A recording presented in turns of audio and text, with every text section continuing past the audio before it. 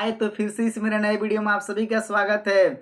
जैसे कि आप थंबनेल देख रहे हैं, पहला तो आपका मैसेज आना शुरू हो गया, एसएमएस आना शुरू हो गया। बहुत खुशी की बात है, बहुत से कैंडिडेट का मैसेज आ भी चुका है इस समय तक, और बहुत से मैसेज आ भी रहे हैं। तो आपका भी मैसेज नहीं आया है तो कल या परसों में आ जाएगा, आज देर रात तक सबका आ जाएगा। साथ में हम लोग बात करेंगे A to Z काउंसलिंग की बात करेंगे। बहुत से लोगों का डाउट्स है, डॉक्यूमेंट्स को लेकर डाउट्स है, साथ में वहां पर आपका जो ओरिएंटेशन होता है उसको लेकर लोगों का डाउट्स है, उस पर हम लोग पूरे डिटेल्स में बात करेंगे। मेरे चैनल पर नए हैं तो चैनल को जरूर सब्सक्राइब कर ले, क्योंकि हम लोग एकदम ऑफिशियल तरीके से बात करेंगे।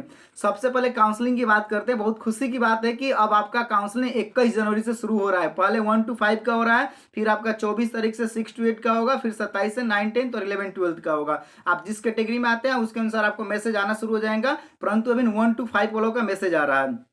तो मैसेज जो आ रहा है उसमें आपको देखने को मिलेगा कि 5 स्लॉट में काउंसलिंग होगा। पहला जो स्लॉट होगा, प्रत्येक स्लॉट 1.5 घंटे का होगा, मतलब 90 मिनट एक स्लॉट का काउंसलिंग चलेगा, और अभ्यर्थियों की संख्या पर्याप्त होगी कि 1.5 घंटा में आपका काउंसलिंग हो जाए। हालांकि पहला जो काउंसलिंग का स्लॉट है वो 9 बजे से लेके आपका 10:30 बजे तक है, दूसरा 10:30 से 12 है, और तीसरा 12 से 1:30 बजे तक है, और तीसरा चौथा आपका 1:30 से फिर उस रूप में 3 बजे तक है, और पांचवा आपका 3 से लेकर फिर 4:30 बजे। इस तरह से आपका 1.5 घंटा का स्लॉट चल रहा है। अब आपका जो होगा उसमें जाएंगे। सबसे पहली बात क्या है कि आपको काउंसलिंग सेंटर पे समय से पहले पहुंच जाना है। 2-3 घंटा पहले आप पहुंच जाएंगे तो बेहतर होगा। आते हैं पहले डॉक्यूमेंट्स की बात करते हैं। फिर से मैं दोहरा दूं, आपको मैंने बताया था कि आप कोई भी फाइल लेकर जाएंगे चलेगा। बहुत लोगों का समस्या है कि सर नेम प्लेट वगैरह चिपका के लेके जाना है क्या, या फिर वो कोई ऑफिशियल निकला है क्या। ऐसा नहीं है, विभाग द्वारा कोई भी नेम प्लेट वगैरह नहीं निकला है कि ये टीआर 3 के लिए नेम प्लेट है, इसको आपको फाइल पे चिपका के लेके जाना है। मैं सिंपल से आपको बताता हूँ, आप फ्री हैं, कोई भी फाइल लेके जाइए आप, मतलब बांधने वाला फाइल लेके जाइए या फिर चिपकाने वाला फाइल लेके जाइए, ट्रांसपेरेंट फाइल कोई भी लेके जाएंगे। उस पर आपको नाम लिखना है। आप चाहें तो मार्कर से लिखें, या फिर नेम प्लेट चिपका भी दें, या फिर आप लिख के कागज पे और उसको चिपका दें, कोई भी चलेगा। उसमें आपको नाम वगैरह, father mother name, roll number, और फिर आपको उस तरह से मोबाइल नंबर, ईमेल आईडी और क्लास जरूर सब्जेक्ट उसमें मेंशन करना होता है। ये सारी चीजें होती हैं। अब आपको बहुत लोगों की समस्या है कि सर डॉक्यूमेंट अरेंज करने का, तो डॉक्यूमेंट कोई प्रॉपर अरेंज नहीं करना है, नहीं इसके लिए बिहार पब्लिक सर्विस कमीशन ने, बीपीएससी ने कोई नोटिफिकेशन जारी किया है। हाँ, आप जब काउंसलिंग सेंटर पर जाते हैं तो सबसे पहले अगर आपकी जरूरत वाली कोई चीज होती है तो आपका मोबाइल होता है। आप जैसे ही आप आधार देते हैं, आपको मोबाइल नंबर पर एसएमएस जाता है, ओटीपी जाता है, उसको आप डलवाते हैं और उसके अनुसार सारी प्रोसेस शुरू होती है। सबसे पहले मैं कुछ लोगों की समस्याओं को ले लेता हूं। अगर आपके डाउट्स होंगे तो आपको भी ये सॉल्यूशन मिल जाएगा। पहला है कि बहुत लोगों ने आधार में अपडेट करा लिया है। बहुत लोगों की समस्या है कि सर आधार में मेरा कैपिटल लेटर में नाम है, सारे लेटर कैपिटल हैं, और मैंने फॉर्म भरा है तो उसमें स्मॉल है, या फिर उसमें स्मॉल है। ऐसे बहुत सारी समस्याएं, हिंदी में नाम को लेकर प्रॉब्लम है। बहुत लोगों की समस्या है सर सर्टिफिकेट पर मेरा नाम कुछ और है, मार्कशीट, उस मार्कशीट पे बहुत लोगों का गलत है, फिर वो मैच नहीं कर रहा। इन सारी समस्याओं को हम क्या करें। सबसे जरूरी बात है, मैं इसको समझा दूं कि आधार कार्ड में तो आपको अपडेट नहीं कराना था, जैसे कि विज्ञापन में बोला गया था, परंतु अगर आपने करा लिया है तो बहुत लोगों ने मोबाइल नंबर कराया और फोटो अगर अपडेट कराया तो उस रूप में कोई बात नहीं है, आपका उससे काम हो जाएगा। अगर आपका एरर है, नाम में स्पेलिंग में एरर है, हिंदी को लेकर नहीं जाना, क्योंकि हिंदी में नाम हो सकते हैं कि कुछ और हो और उसका इंग्लिश कुछ और हो, तो उसको इंग्लिश ही चेक किया जाता है। तो अगर उसमें कुछ ऐसा हो गया है, एरर आ गया, तो आप एफिडेविट फर्स्ट क्लास मजिस्ट्रेट से बनवा लेंगे। परंतु अगर आपको डाउट्स में रखा जाता है तो ही उसकी आवश्यकता होगी। अगर ऐसे नहीं है तो फिर आपका काउंसलिंग सक्सेसफुल हो जाएगा।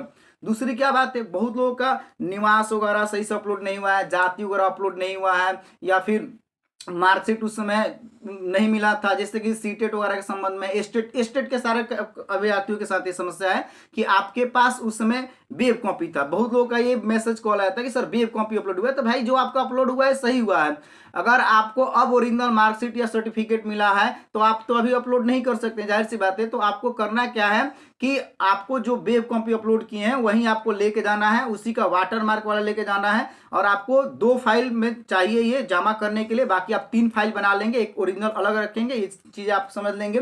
तो वेब कॉपी ही आपको दिखाना है। अगर आपको बहुत ये है कि हमको ओरिजिनल उस पर अपलोड करना है, तो जब भी आपका साइट रीओपन होगा तो आप रीअपलोड कर सकते हैं। चलिए आगे, कुछ लोग का ये भी है कि सर मार्कशीट के जगह पर हमने सर्टिफिकेट अपलोड कर दिया, सर्टिफिकेट के जगह पर मैंने मार्कशीट अपलोड किया। ऐसा कुछ नहीं है, पहले इसको समझ लेते हैं। मार्कशीट और सर्टिफिकेट, अगर मार्कशीट आप अपलोड किए हैं दोनों जगह तो भी ठीक है, सर्टिफिकेट अपलोड किए हैं तो भी ठीक है। बहुत लोगों ने प्रोविजनल सर्टिफिकेट या मार्कशीट अपलोड कर दिया, कोई बात नहीं, अगर आपने प्रोविजनल भी कर दिया है तो कोई बात नहीं है, वहां पे सारी चीजें सही है।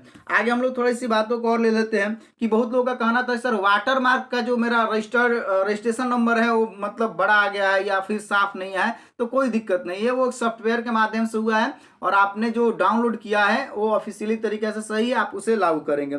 साथ में और लोगों की ये समस्याएं थी कि काउंसलिंग जो आपका है, आप काउंसलिंग कराते हैं वहां पे मान लीजिए कि आपका ओटीपी नहीं जा रहा है या बायोमेट्रिक मैच नहीं कर रहा है, तो क्या करेंगे? देखिए आपका प्रयास किया जाएगा, वो अलग से फिर बोलेंगे कि कुछ देर आप वेट कर लीजिए, सर्वर में प्रॉब्लम होगा, या फिर आप हो सकता है कि अच्छा से हाथ तो धो लेते हैं फिर हो जाता है। अगर नहीं भी होता है तो आपको परेशान नहीं होना है, क्योंकि वो विभागीय स्तर पर बातें हैं और उसके लिए जिन लोगों का काउंसलिंग नहीं हो पाता है उनको परेशान नहीं होना। आपको अलग से एक डेट मिलता है और उस डेट में जो लोग छूट जाते हैं उनको फिर से बुलाकर काउंसलिंग कराया जाता है। काउंसलिंग का आपके सर्विस से कोई खास संबंध नहीं है कि जो पहले काउंसलिंग करा लेंगे उनको ज्यादा वरीयता मिलेगी या फिर उसमें ऐसा कुछ नहीं। देखिए काउंसलिंग एक प्रोसेस है, वहां से आप जाते हैं ओरिएंटेशन के लिए जाते हैं। जैसे आपका काउंसलिंग सक्सेसफुल होता है फिर आपको एक मतलब प्रिंटेड पेज मिलता है जिस पर स्पष्ट लिखा रहता है ओरिएंटेशन प्रोग्राम के लिए, और आपको डायट और पीटीसी से टैग किया जाता है। तो जिन लोगों का पहले काउंसलिंग हो उनके लिए अच्छी बात है, आपको डायरेक्ट डाइट और पीटीसी से टैग किया जाएगा, वहां पर रहने खाने की अच्छी व्यवस्था होती है। खासकर जो अदर स्टेट के उनके लिए तो और अच्छी बात हो जाएगी, या फिर बहुत दूर के कैंडिडेट हैं।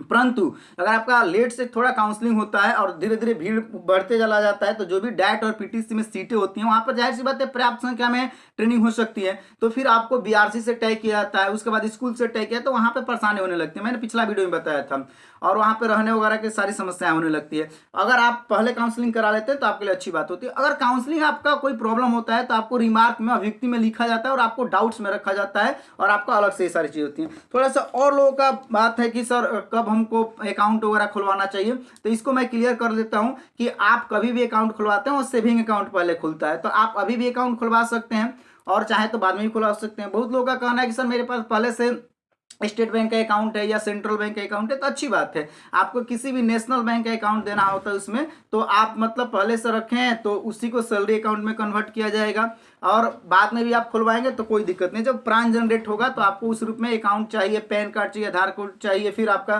कैंसिल चेकबुक चाहिए। साथ में और लोगों का ये प्रॉब्लम है कि सर आगे उसके बाद क्या होगा, तो जैसे ही आपका काउंसलिंग कंप्लीट होने के बाद आप ओरिएंटेशन के लिए जाते हैं, ओरिएंटेशन कंप्लीट होता है तो सबको स्कूल में भेजा जाता है, जैसे टीआरई 2 में हुआ था। आपको ओरिएंटेशन कंप्लीट करने के बाद स्कूल से तय किया जाता है, क्योंकि बीच में आपको प्रोविजनल अपॉइंटमेंट लेटर मिलना है तो उसमें कुछ समय चाहिए। प्रोविजनल अपॉइंटमेंट लेटर मिलने के बाद आपको फाइनल ज्वाइनिंग लेटर मिलता है, उसके बाद आपको मैसेज जब आता है तो फाइनली आप किसी विद्यालय में योगदान करते हैं और जिस तारीख को आप योगदान करते हैं वहां से पूर्णतः आपकी सर्विस की शुरुआत होती है और फिर सैलरी बनना शुरू हो जाता है। तो अब तो ये गवर्नमेंट के ऊपर डिपेंड करता है कि आपको कितना पहले ज्वाइनिंग कराया जाता है। हालांकि टीआरई 2 में लगभग आपका 2 मंथ लेट हो गया था, तो आपको उस रूप में नुकसान होता है। आप जितना पहले आप ज्वाइनिंग करते हैं उस दिन से पेमेंट बनता है, क्योंकि ओरिएंटेशन का आपको पेमेंट मिलने नहीं जा रहा है। साथ में जब आप स्कूल में चीज़ों को समझते हैं, पढ़ाते हैं, स्किल लेते हैं, तो वहाँ का भी पेमेंट आपको नहीं मिलता। और आपको टीआरई 2 में लगभग लोगों ने 1-1.5 मंथ तक पढ़ाया था, तो आप समझ सकते हैं कि उतना नुकसान हुआ था। हालांकि टीआरई 3 में ऐसा नहीं होगा, क्योंकि आप समझ सकते हैं कि 25 में विधानसभा का चुनाव है, तो फिर सरकार चाहेगी कि जल्दी से जल्दी चीज़ों किया जाए नहीं।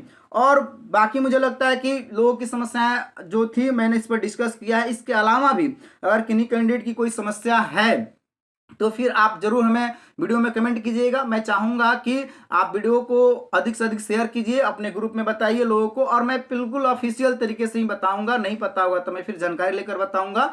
और मेरे चैनल पर नए हैं तो जरूर चैनल को सब्सक्राइब कर लीजिए। वीडियो अच्छा लगा है तो लाइक कीजिए, वीडियो को अधिक से अधिक शेयर कीजिए। ओके, जय हिंद, जय बिहार।